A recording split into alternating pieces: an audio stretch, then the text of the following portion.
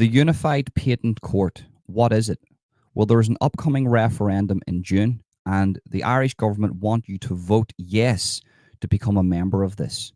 Now, just on the Irish government's track record over the past couple of years, in my opinion, anything that they try to change or anything that they try to get us involved with is probably not a good thing. That's just my opinion based on their pattern of behavior.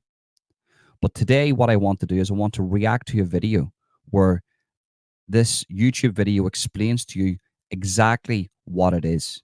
So let's jump over now and find out what's going on.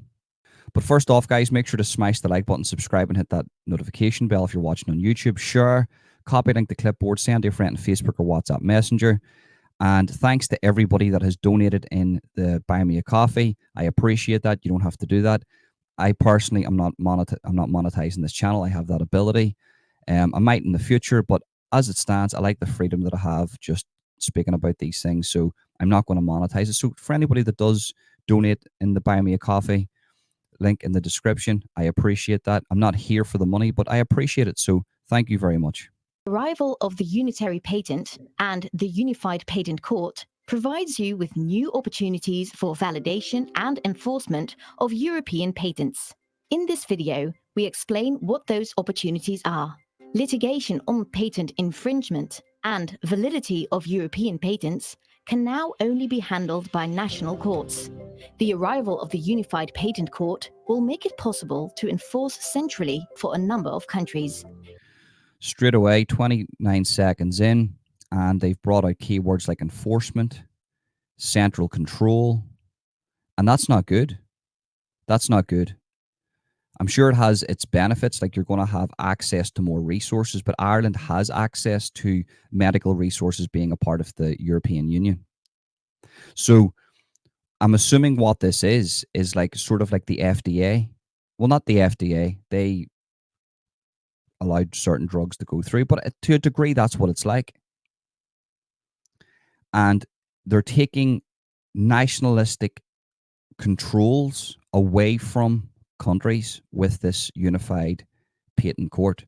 So, for an example, if there is another outbreak of a new flu and there is a you know what for that, well, that can be fast tracked through this. So this is another step away from, in my opinion, sovereignty. And right now, every country has the right to discard or allow whatever drug or patent is coming in. And with this here, this will be under one unified umbrella. What the Unified Patent Court allows into the member states will go into all of those member states, even if there is a majority of the people in that country against that. And they can enforce, as they've just said, enforce, they've used the word enforce certain policies and enforce certain rules. So, for instance, if there is another new flu, they can enforce certain restrictions in that country. And for me, this is another step, and one more step away from sovereignty. As I've said in the past, they're trying to centralize control money in regards to crypto and digital currency. They're trying to centralize control food with, you're seeing that with all the farmers rising up now, and they're protesting, basically raising the prices of all farming products and equipment, for crops and cattle and stuff, and wanting the products to be sold at the exact same price back to them. Sorry, the price prior to inflating all the farming products. So, do you know what I mean? This here is centralized control of medical decisions. Now, as I say, you're going to have access to different resources, but I think it's an imbalance. I think this here is another step away from sovereignty, and I would vote no in this. You then no longer have to litigate separately in these countries.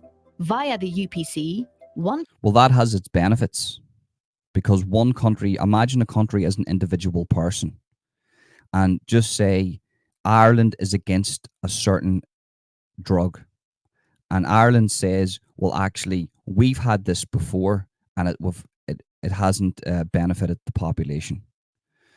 This actually, with this type of thing, leaves the room for a lot of corruption. You compromise somebody at the top of the Unified Patent Court, and you could have your drug fast tracked all around the member states.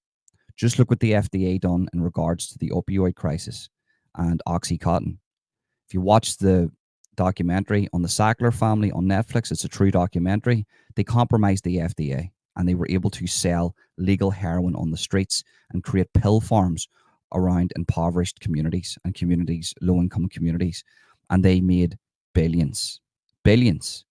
So for me personally, to have individual countries and nationalistic values is a step further away from corruption. So there's still corruption in our political system, in our medical fields, but to go this step further, you're unifying it under one umbrella. And what's to say that one umbrella can't be corrupted? Actually, I would say that that one umbrella can be corrupted easier. So, no, I'm in favor of individual countries having their say on patents and drugs and things like that, and having your own medical decisions. That's what I'm for. Procedure will result in a decision that is valid for all participating countries. New European patents that you validate as a unitary patent are automatically covered by the UPC. European patents that have been granted are also subjected. The current system of decentralized enforcement also remains in place. If you do not want your granted European patent to be subjected to the UPC, you should file an opt-out request. If so, you can submit an opt-out and nothing will change. At the start of the UPC, the unitary patent also becomes a reality. From that moment on, you have the option. I do feel like that this is central control of medical decisions and taking that said country's decisions away from them in regards to, you can have a lot of fat cats be corrupted in this. We know things can be corrupted. And I do believe that this was created in 2013. They're asking Ireland to join this now. I would vote no. I would vote no in this. For the people that are saying, well, this is going to give us more resources, Ireland's already a member of the European Union. They have access to a lot of resources. Validate a European patent as a unitary patent. This makes your patent effective at once in all participating countries. Well, that's a lot of room for corruption there. Once your patent is processed through Unified Patent Court and it's allowed, then it's activated in all member states. I mean, how is that a good thing? Right now, we like individual scrutiny with every country to do their own types of research. Now, if there is worries, for instance, if there is a drug that comes into Ireland and you're noticing like what's going on here, well, for you to get any type of change with that, you have to go to the top of the Unified Patent Court. You can go to your local councillor, you can go to Varadkar. They're probably not going to listen to you. So I would vote no on this. This is more control. So please vote no. So it is not a new patent, but an additional option within the current validation process of a European patent. The process of examination and grant of your European patent remains the same. Suppose you want to validate your European patent in a number of countries. It will then still be possible to designate these countries individually. And after validation, you pay annual maintenance fees in each of these countries. Do several countries participate in the unitary patent? Then it may be advantageous to validate the European patent as a unitary patent.